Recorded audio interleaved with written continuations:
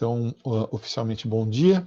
Hoje nós vamos ter a aula número 33 e 34 de História. Novamente, nós estamos falando sobre o processo de afirmação e consolidação da burguesia.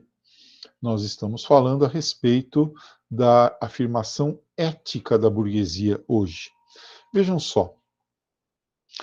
Ontem, na aula de ontem, nós falamos a respeito da afirmação estética da burguesia através do Renascimento. Então, a ideia do que é belo, do que é bonito, refletindo os valores da burguesia. Tá? Hoje, nós vamos ver os aspectos éticos da burguesia, de uma religião, de uma religiosidade adaptada aos valores burgueses, né? A espiritualidade burguesa, digamos assim, né? Que é muito importante. Uma classe social, quando ela se torna hegemônica, ela tem que ter aspectos éticos ligados a ela. Vocês se lembram que no tempo da nobreza era o cristianismo católico que comandava, né? Agora nós vamos ter um outro tipo aí de cristianismo na Europa, ou em parte da Europa, digamos assim, que será o cristianismo ligado à tradição dos reformadores, né? Então, da reforma religiosa, tá? Então, é uma religiosidade adaptada aos valores éticos da burguesia. Porque na Idade Moderna, no início da Idade Moderna, a Igreja Católica ainda trazia muito daquela visão medieval de mundo. A Igreja Católica não tinha se atualizado, só para o mal, né? Os padres praticavam todo tipo de abuso, a igreja se envolvia em política, em guerra, vendia-se indulgência, mas a parte, digamos assim, de trazer para dentro do rebanho católico, né? Esses burgueses, isso a Igreja Católica não fez. Ela não fez isso. Ela não trouxe para dentro dela esses valores burgueses. E aí alguém fez isso. Foi Martinho Lutero, João Calvino, como nós veremos. Tá? É importante perceber que a burguesia, de alguma forma, segundo o dogma católico, vivia em pecado. Olha que estranho. Ninguém quer viver em pecado, né? Por mais que você vive em pecado, você não quer. Então, por exemplo, para a Igreja Católica era pecado a cobrança de juros, juros bancários, embora a própria Igreja Católica mantivesse e mantém, né, até hoje um banco, né? Era pecado para a Igreja Católica o lucro. Olha que coisa maluca. O lucro era pecado para a Igreja Católica. Então, o burguês que vive basicamente de comprar por 1 e vender por 2, né, vender mais caro do que comprou e ter lucro, ele ficava nessa situação, né, de pecado. A igreja defendia a política do justo preço, o preço da mercadoria deveria ser matéria-prima mais mão de obra, ponto, sem lucro. E falava que a cobrança de juros era o pecado da usura, né? Deixa eu fazer a barba. Era o pecado da usura. Então, isso deixava a burguesia incomodada, né? Isso aliado ao fato de a Igreja Católica não reconhecer a autoridade dos reis, a autoridade dos nobres locais, se recusar a pagar impostos, se meter em política, etc, etc, etc, né? Além dos abusos da crise moral da Igreja, fez com que se formasse um caldo de cultura que vai redundar nas reformas aí que nós vamos estudar hoje, tá bom? Bom, vamos compartilhar a tela então, para que vocês possam ir acompanhando o raciocínio comigo, tá? A partir de agora, então, eu não vejo o que vocês estão escrevendo no chat. Assim, se alguém tiver alguma dúvida, quiser perguntar alguma coisa, eu peço que o faça através do microfone, né? Abra o microfone e fale, tá bom? Então, a afirmação ética da burguesia nas reformas religiosas nas aulas 33 e 34, página 321 do caderno 2 do aluno. Nós estamos nos aproximando do final do caderno 2, né? Depois nós vamos voltar aí para o início dele, só para ir resolvendo exercícios de aulas, né, que não foram vistas, seguindo uma boa sugestão do Renan. Para começar a nossa história, nós temos que pensar um pouquinho a respeito desse termo, reforma. Veja, Martinho Lutero não queria destruir a Igreja Católica. Ele nem queria fundar outra religião. Ele queria reformar a Igreja Católica. Ele queria fazer com que a Igreja Católica voltasse a ser aquilo que ela era antes, no seu início. Então, ele é um profeta do futuro que olha para o passado. Ele quer que a Igreja volte a ser como ela era no princípio, na sua pureza, na sua até ingenuidade, tá? O termo protestante, né, a gente fala em reformas protestantes, né, ó, o latim protestare, né, que é tornar público aquilo que você está pensando, tá? Protestare, deixar público aquilo que você pensa. Por isso, protestante. Né? Os próprios reformadores, então, eles não diziam que eram protestantes, não, tá? Quem chamou eles desse jeito aí foram os católicos. E aí acabou pegando, né? E eles viraram aí, então, os protestantes. A gente fala em reforma protestante. Tá? Bom, hoje em dia o protestantismo, vocês sabem, se divide em vários segmentos, né? As igrejas protestantes tradicionais, os luteranos, os calvinistas, os presbiterianos, os batistas, né? Temos também as igrejas protestantes neopentecostais, Reino de Deus, aqui no Brasil, né? Reino de Deus, Poder de Deus, Bola de Neve, enfim. Né? Então, todos esses são ramos aí do protestantismo, tá? Dessa, né, são a gente fala os evangélicos. Muito bem. Aqui nós temos a figura, então, da reforma protestante, uma crise na Igreja Católica terrível no século XVI, início da Idade Moderna, transição do feudalismo para o capitalismo. A definição de reforma protestante está aqui, ó. Vamos dar uma olhada nessa definição, que ela é importante, ó. Então, um movimento cristão, né? Os protestantes são cristãos, tá? Certo? Né? Então, fazem parte do ramo do cristianismo, né? Acreditam em Jesus, acreditam na ressurreição, tá? Junto com o grupo dos católicos, dos espíritas, dos ortodoxos, todos cristãos, todos irmãos que deveriam se amar. Jesus disse amai-vos e não amassai-vos uns aos outros. Século XVI, em 1517, praticar a tolerância, né? Com todos. 1517, né, pessoal? Lembra, o Brasil foi descoberto em 1500, né? Então, enquanto, né, o Brasil estava começando a ser aí explorado pelos portugueses, lá na Alemanha, né, o pau estava comendo aí com relação ao início do protestantismo, né? O que o Martinho Lutero, ó, esse nome vocês não devem esquecer, hein? Um dos filmes que eu vou pedir para vocês assistirem, que eu vou dar a opção para vocês assistirem, é o filme Lutero.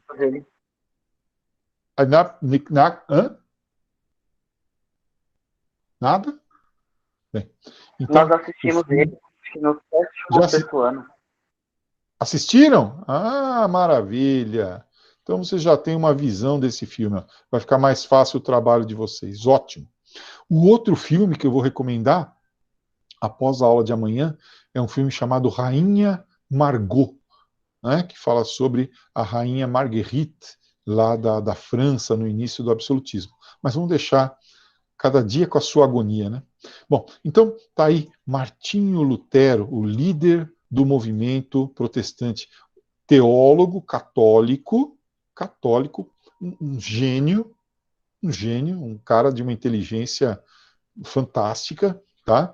Que via os abusos da Igreja Católica como sinais de que a Igreja Católica precisava se reformar, que a Igreja Católica precisava olhar para si mesma e se refazer, né? Então, contra algumas doutrinas aí do catolicismo, mas principalmente contra os abusos do catolicismo naquela época, tá?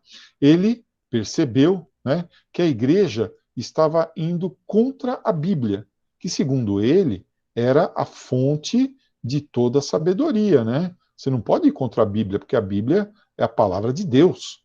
Como que uma igreja vai contra a Bíblia? Mas a prática católica ia contra a Bíblia, né? A igreja vendia perdão para os pecados, as indulgências. A igreja vendia relíquias. A igreja vendia cargos eclesiásticos. O Papa se metia em política. E Martinho Lutero decidiu se levantar contra isso. Esse cara aqui é o Martinho Lutero, tá? Na chamada Confissão de Augsburgo, em que as obras dele, ó, né, as obras dele são julgadas pela Igreja Católica e ele vai acabar sendo excomungado. Ele, professor de filosofia, ele, professor de teologia na Universidade de Wittenberg. O Professor, primeiro ele cara. é um monge, né? É, um monge, exatamente. Mas Ele é isso um podia monge. estudar? Podia, aliás, ele vai para o seminário porque ele foi atingido. Estava tendo uma tempestade, né? E nessa tempestade um raio caiu pertinho dele. E ele rezou para Santa Ana. Falou: Santa Ana, se eu me salvar dessa tempestade, eu vou virar padre. E aí ele se salvou e decidiu virar padre. Né? E o pai dele, que era Ah, dono de minas de carvão lá na Alemanha, acabou mandando ele para o seminário. Né? ele Então, é de uma família rica, professor? é uma família que enriqueceu graças ao seu próprio trabalho. Né? Então, uma família burguesa. Ele conhecia, né, os valores burgueses e era um homem que tinha uma fé muito pura, uma fé muito forte, sabe? Bem, e aí ele vai propor essa Obrigado. reforma. Nada. Ele vai propor essa reforma aí, tá? Como monge, humildemente, né? Mas se todos somos irmãos, qual é o problema? Mas essas reformas dele encontram uma Alemanha que já está com algumas mudanças na cabeça. Por exemplo, o Renascimento, que vinha fazendo aí uma mudança no homem desde o século XII, XIII, nós vimos ontem, né? O auge do Renascimento lá, século XIV, XV, XVI, mas as mudanças na mentalidade vinham desde a Baixa Idade Média. Tá? Um homem racional, um homem que tenta escapar do misticismo, uma nova visão de mundo colocada pela burguesia, uma visão destituída, digamos assim, né, daqueles aspectos místicos que havia até então, tá? Então, valores dessa nova visão de mundo, valores que refletiam aquilo que a burguesia acreditava que fosse correto, né? E não aquela visão medieval de mundo. É a transição, como eu disse, né, do modo de produção feudal, dominado pela nobreza, para o modo de produção capitalista, dominado pela burguesia. É a transição que amanhã nós vamos completar, vendo aí com o absolutismo, o mercantilismo e teóricos do absolutismo. Tá? Olha lá. Então, o Renascimento ajuda muito a formar essa nova visão de mundo, permitindo uma produção cultural livre, divorciada do misticismo da Igreja Católica, tá? Que queria controlar o saber nas suas mãos. Tá bom? Certo? Então, o Renascimento que nós já estudamos ontem, né, tem uma ligação aqui com a reforma. Né? Eu só coloquei aqui para vocês lembrarem, né, a maioria da população europeia ainda era analfabeta, né? Analfabeta. Tá? Sobretudo os mais pobres, né? O Renascimento é um movimento da elite, mas que incorpora aí uma parte da população, sobretudo a burguesia. Tá bom? Então tá aí, ó, o Renascimento que nós vimos ontem, né? Individualismo, valorização das obras clássicas, hedonismo, a busca do prazer, tudo isso foi visto ontem, eu pus aí só para dar uma puxadinha. Né? Leonardo da Vinci aqui, ó, lembra dele? O homem vitruviano, que nós vimos ontem também, humanismo, espírito crítico, né? Isso aqui ontem eu não coloquei, né? Espírito crítico, tá? A razão em oposição à fé, né? A universalidade. Tudo pode ser feito aí pelo homem, né? Muito bem. E aí, então, vamos indo aí. E a igreja? A igreja, durante a Idade Média, por isso que eu falo, assistam os filmes que eu peço para vocês assistirem. O Nome da Rosa era para ter assistido. A Idade Média marca o auge da Igreja Católica, com o seu sentido de universalismo, se colocando acima dos reis. No momento, agora na Idade Moderna, em que os reis começam a ser, digamos assim, mais poderosos, né, com o dinheiro da burguesia, graças ao enfraquecimento da nobreza. Mas a igreja que dominava as terras, a igreja que dominava boa parte das terras lá da Europa, a igreja não queria se submeter aos reis. Era uma espécie de uma presença estrangeira dentro do Estado Nacional que estava se formando. Estava começando a se formar meio que uma animosidade com relação à Igreja Católica, sobretudo nas suas formas abusivas de ser, né? Tá? Os abusos da Igreja Católica. Vamos lá. Ó, primeiro, a Igreja Católica abandonou aquelas ideias de pobreza, de humildade, do cristianismo primitivo, né? Você não ouve falar em Jesus morando num palácio, em Jesus andando com os poderosos, ao contrário, né? Jesus andou com os pobres, Jesus foi crucificado entre dois ladrões, né? Jesus andou com as pessoas mais humildes. E a igreja vai se distanciando disso, tá? Um luxo excessivo, olha aqui, ó, luxo excessivo. Aí amarelo no amarelo não deu certo, mas aqui está luxo excessivo, né? Olha aqui os palácios das igrejas, muito ouro nas igrejas, né? O clero corrupto, o clero vendendo, ó, o alto clero, né? Os bispos, abades, os cardeais, os príncipes da igreja vendendo perdão dos pecados, né?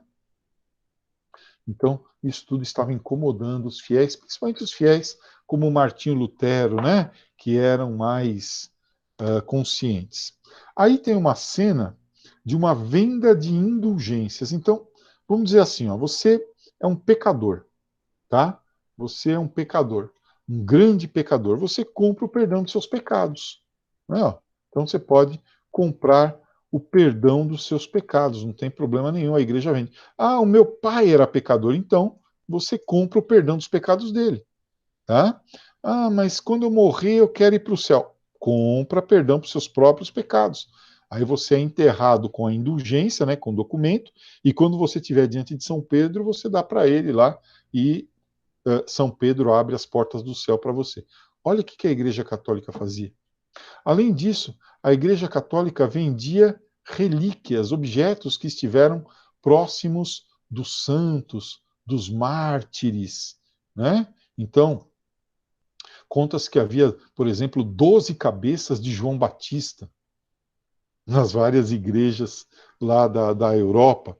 Conta-se que havia tantos pedaços da cruz de Cristo espalhados nas igrejas que provavelmente Cristo foi crucificado num navio, né? Tanto pedaço de madeira que tinha. Né? Eram tantos pedaços do véu de Maria que provavelmente ela se cobria com uma lona de circo. Né? Eram tantos ossos da perna do burrinho que conduziu Jesus para dentro de Jerusalém, espalhados nas igrejas da Europa, que provavelmente, né, Jesus entrou em Jerusalém montado numa centopeia. Tá? Então, esses objetos, que eram vendidos a um preço muito caro, e eram tantas flechas que tinham matado São Sebastião, né, que provavelmente uma flecha tinha entrado dentro da outra. Né? Esses objetos eram tidos como portadores da cura.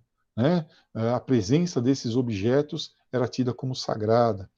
Os padres enriquecendo, olha aqui, ó, os padres enriquecendo, desrespeitando os seus votos. O celibato, os padres tinham filhos naturais. Os padres transavam e tinham filhos, né? Desrespeitando o voto de celibato.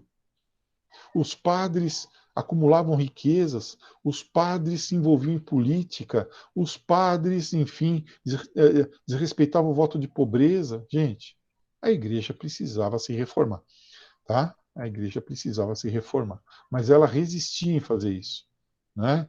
A igreja se recusava a fazer essa reforma.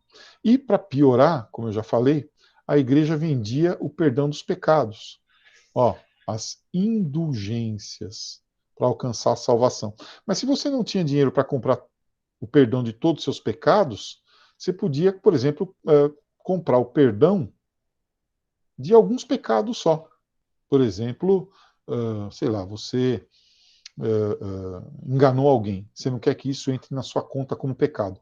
Você compra uma dispensa, é mais baratinha, né? E você consegue o perdão desse pecado.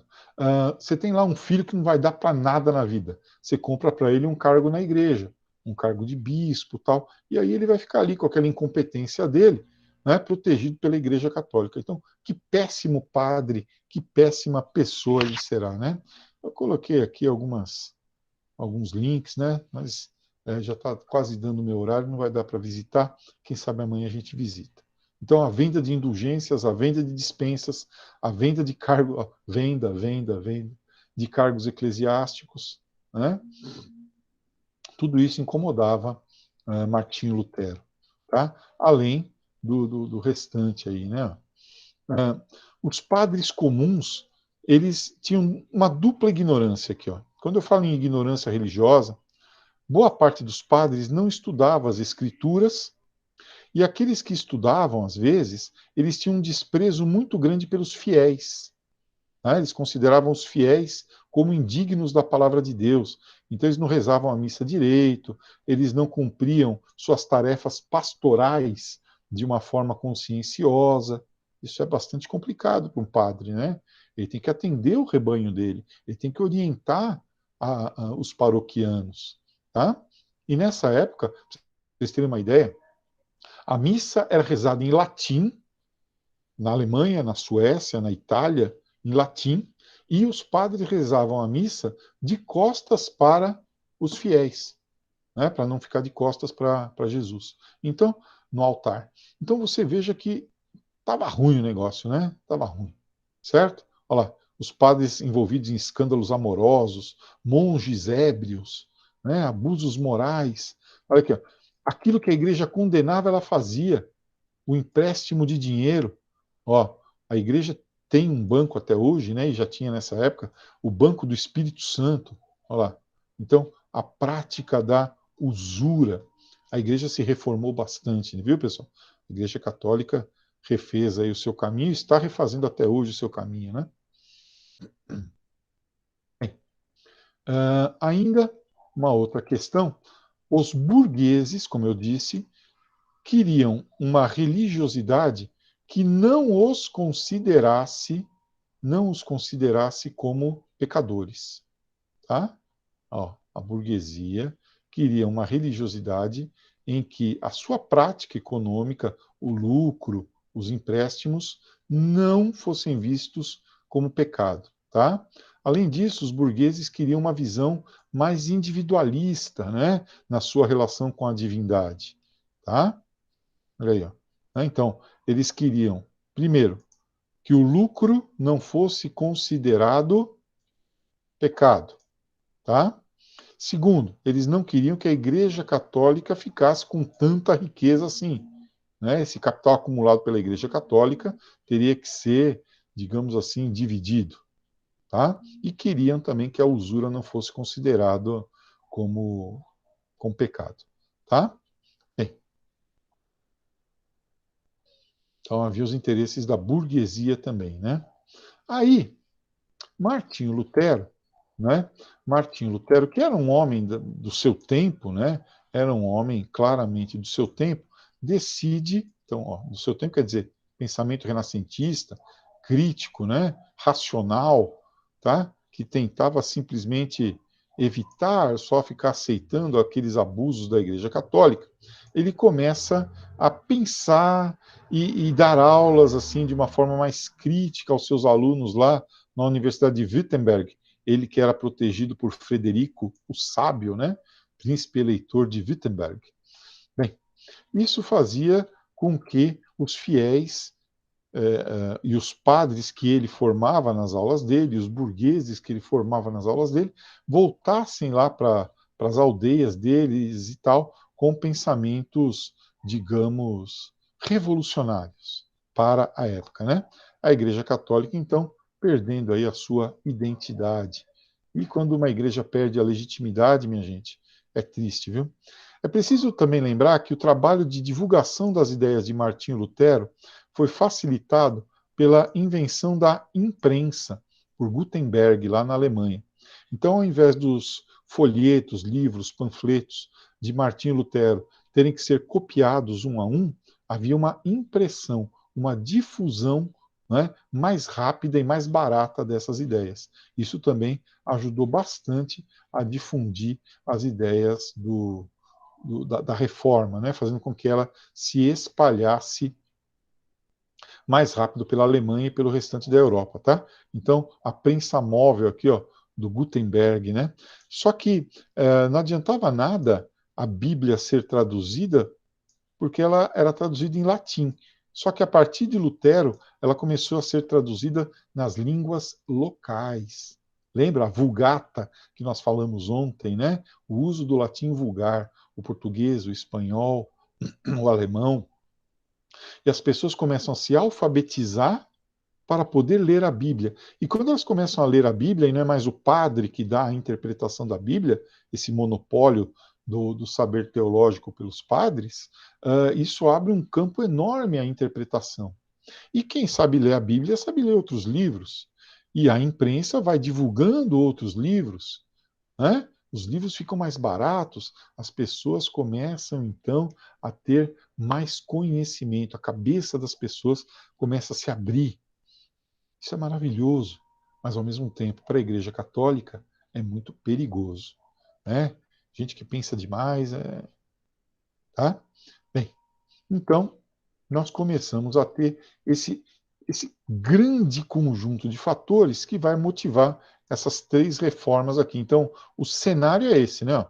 A reforma do Martinho Lutero na Alemanha, né, onde ele cria lá o luteranismo, tá? Depois, na França, na Suíça, na Holanda, né, na Escócia, onde surge lá o presbiterianismo, né? Nós temos o calvinismo, isso aqui a gente precisa estudar bastante, o calvinismo. E na Inglaterra, até por motivos pessoais, Henrique VIII rompe com a Igreja Católica e cria o anglicanismo. Anglicanismo. Tá? Então, são as três grandes correntes tradicionais do protestantismo, né? Luteranismo, calvinismo e anglicanismo. Dá uma olhadinha aqui. Esse é o monge Martinho Lutero. Tá? Inclusive, é com base essa pintura na época em que ele viveu. Né? Então, realmente, né, todo o cenário estava pronto, faltava só agora acender o pavio. Começando então aí com o luteranismo. Pessoal, eu vou dar uma paradinha, porque já vai se encerrar o nosso horário, né? Então, nós estamos aqui, ó, começando hoje o luteranismo. Amanhã nós continuamos. Eu pediria que vocês anotassem aí, para que amanhã a gente continuasse a estudar esse processo, tá bom? O luteranismo, nós paramos aí. Deixa eu ter um recado aqui. Era comum os padres terem mais de uma esposa em nome da religião? Não. Aliás, o certo é que padre não tivesse nenhuma nenhuma esposa, né? Porque quando o cara se torna padre, ele se torna celibatário. Ele deve casar com a igreja, tá? Mas eles tinham casos extraconjugais, tinham filhos, era um horror. Né? Era um horror moralmente falando para a igreja, tá? Existiam freiras? Existiam sim. Só que, tal qual hoje em dia, as freiras eram mais ligadas a serviços de assistência social, assistência espiritual. As freiras não podiam, por exemplo, como não podem, né, conceder os sacramentos, né? Só os padres é que podem conceder os sacramentos. Tá bom? Acho que respondi aí a pergunta. O professor, após a reforma, a Oi. igreja já se estabilizou, normal, os padres pararam de ter esposa, essas coisas? Olha, consta que alguns padres têm esposas até hoje, viu? Vocês vão assistir um filme com a professora Tamara chamado O Crime do Padre Amaro, né? Que se passa já bem aqui no século XX, né? E que fala sobre a história de um padre que engravida uma moça e, além de tudo, vai pagar para a moça abortar, tirar o filho. É o crime do Padre Amaro. E aí a moça morre. Pronto, aviso de spoiler, né? Então, a igreja se reformou, né?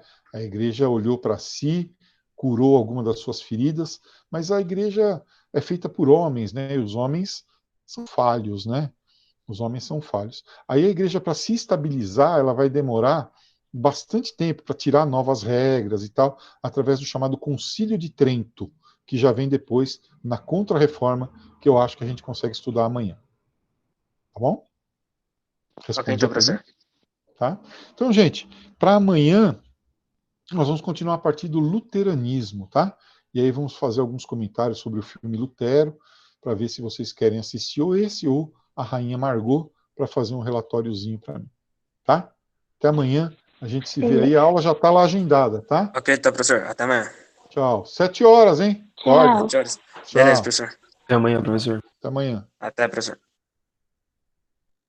Tchau.